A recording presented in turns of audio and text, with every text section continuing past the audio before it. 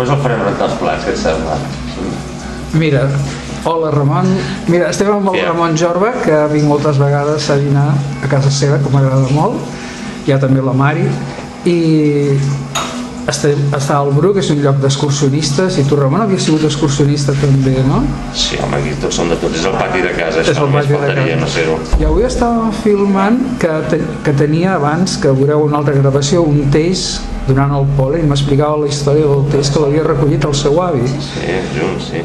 I havia anat amb el seu avi a recollir-lo a la cara nord de Montserrat i el van plantar i està en el pati del seu bar, que es diu Cal Xico, sí. Cal Xico. Sí.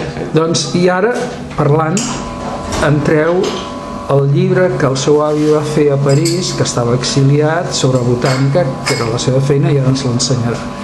Bé, no és que fos exactament la seva feina, però ell és dels que es va tenir que exiliar d'aquí durant la Guerra Civil, que va anar a parar a Mauthausen, als camps de concentració, va sobreviure afortunadament, 4 anys d'estar allà, en aquest camp d'extermini, i clar, allà ja tenia molts coneixements de botànica, i com tota la gent, abans, però allà es va especialitzar més, no? Llavors va fer el seu Dioscòrides d'alguna manera, no? El seu fònic era la seva manera, i està molt bé perquè ells feien els dibuixos, creia molt amb les plantes, son germà l'ajudava, compaginaven ells sols, ells mateixos es feien les portades, el cuiro, vaja, eren tot un tipus de gent molt curiós.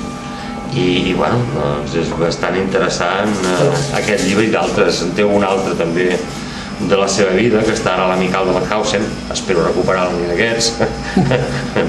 I així Veiem el llibre una mica. Sí, mira, veus? Les portades estaven fetes per ells, mira, són cares manuscrits amb la seva lletra.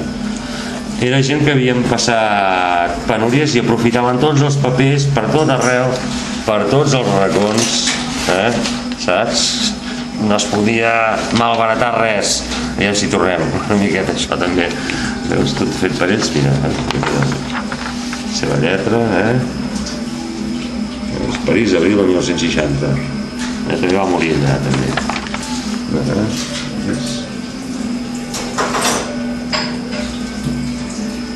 I m'has dit que els dibuixos els feia... Sí.